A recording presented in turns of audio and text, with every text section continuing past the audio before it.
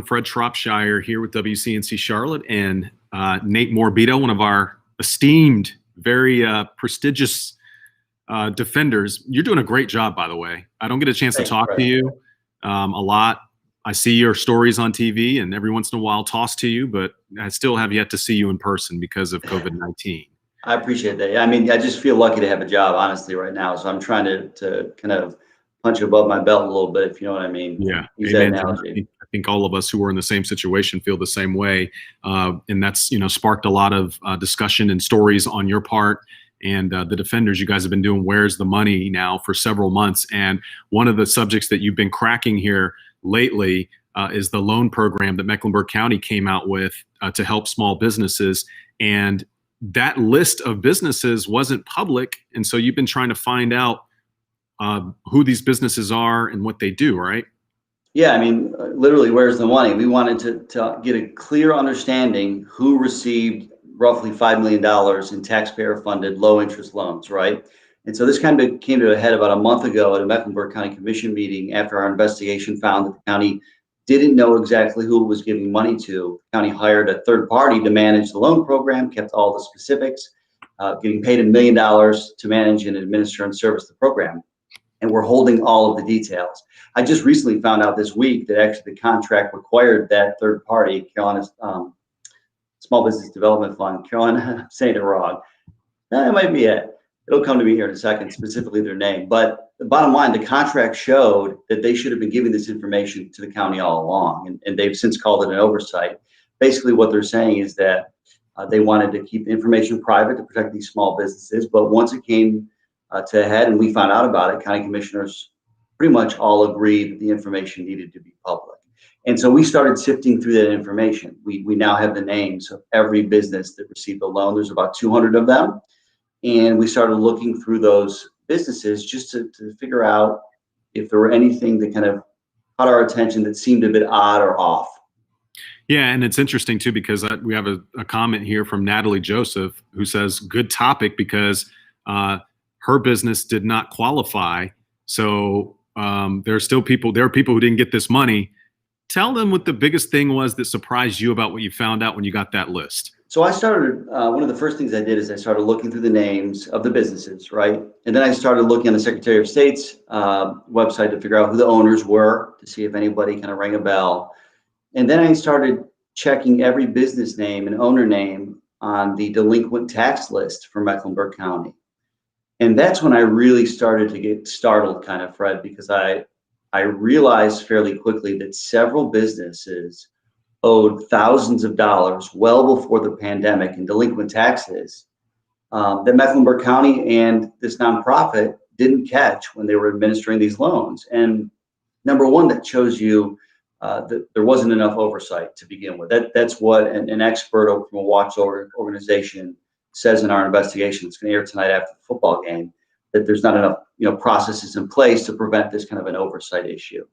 But it also makes you wonder if these businesses, who I'm sure need the money right now, like, believe me, I feel like these businesses desperately need this money, and it's probably helping these businesses. But if you couldn't pay your taxes a decade ago, or 5 years ago, or 2 years ago, how are you going to pay this loan back? Yeah. And I think that's the big question ultimately. And the thing about it too, and you brought this up, this is interesting, oversight with this whole program.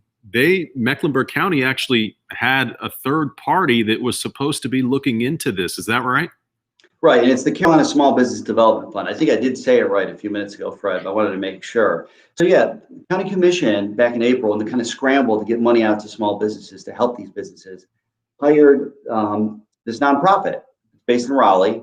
That the person who's in charge of it is a former economic development director for the city of Charlotte, and paid $1 million to manage and service the loan over 10 years, the loan, right? That means you're going to be in charge of picking who gets the loans. You're going to be in charge of making sure they can pay back the loans over time.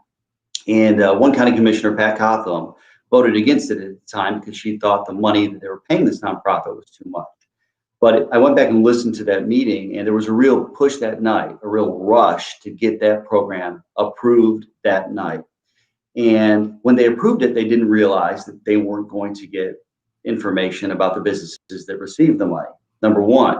But now we talked to County Commissioner Mark Jarrell. You're going to hear him in our investigation tonight, who basically owns up to some responsibility in this lack of oversight too, because he was the big cheerleader that night, saying that we need to get this program done quickly, and we need to do it in a way so that there's less red tape, so that these businesses that are often overlooked in underserved communities can qualify and don't have as many hurdles, which obviously, from the best of intentions, makes a lot of sense, right? Like, you want that to happen. But in moving it so quickly, there's certain things they just didn't think of. And the truth is, Mecklenburg County has admitted they did not look to see if anyone owed delinquent taxes. And there is going to change moving forward because of what we found.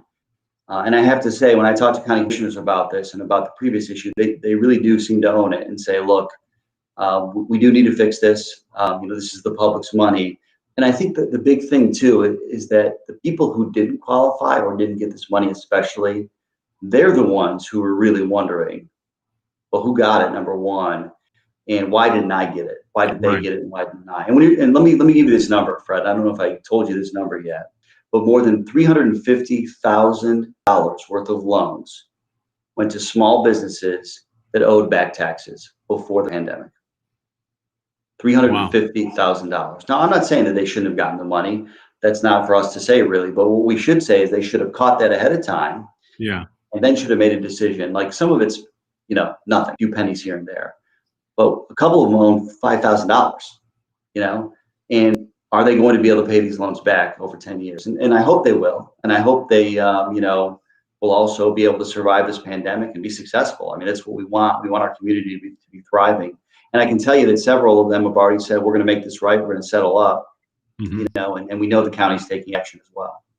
Yeah, I'm going to just go through a couple of these comments because, there's a comment from Patrick Butler, says the only comment that Fred will recognize are the neutral comments. You are right, sir. There's comments on the thread going back and forth, blaming Republicans and Democrats here and there. At the end of the day, it's the city and the county and our federal government are the ones running these programs. So here's a question from Michael Caro. What's the recourse? What recourse do they have to recoup the funds and redistribute to those businesses that are really in need? Is that even a thing to recoup and redistribute? Yeah, so they have 10 years to pay these loans back, which is really an eternity when you think about it. And what they do is, this is part of what I guess made this nonprofit attractive to the county commission, is that they are able to, what they call, service these loans, offer some guidance, keep them in check to make sure they're making their payments, to make sure there's no slipping early on, so that the money continues to pull through. And I think that the goal is that this wouldn't come to collections at some point. These tax delinquencies have not gone to collections, although there has been some seizure warnings because of it. But the hope is that they're not going to get to that point. And especially with this money now that they're getting, you hope they're going to be able to survive. I talked to one business owner who told me, I was able to keep my other employee on because of this money, which is a big deal. I mean, we want people to be employed, and this program has saved jobs and it's created jobs, but at what cost long term? And that's a question we're really not going to know for another decade, unfortunately. Yeah. Anything else you want to tell our folks that we have here on our YouTube channel, on Facebook, on Twitter, who are watching this right now?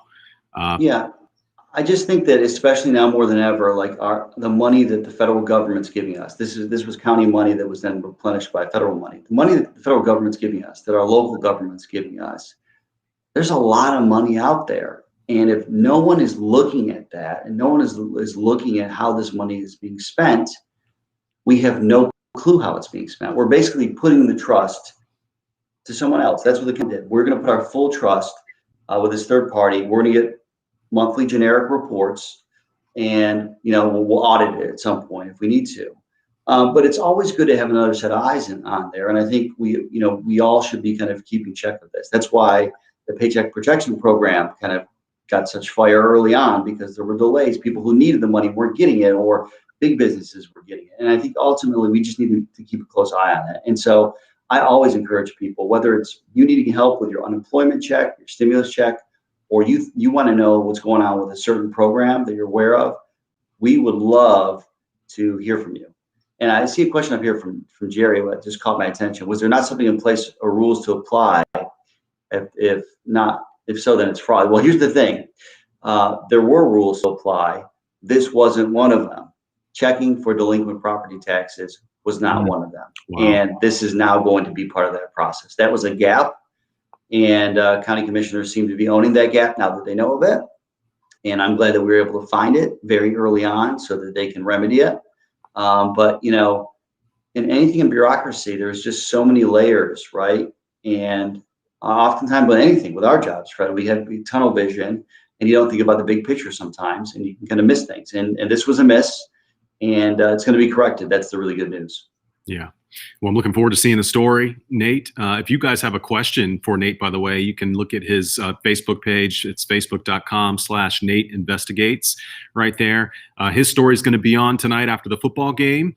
And make sure you watch it, because we have been getting a lot of feedback on our Where's the Money franchise. A lot of questions have been answered. If you have questions or any information you're looking for, also our website is a good resource, WCNC.com/money. You'll find all the information there.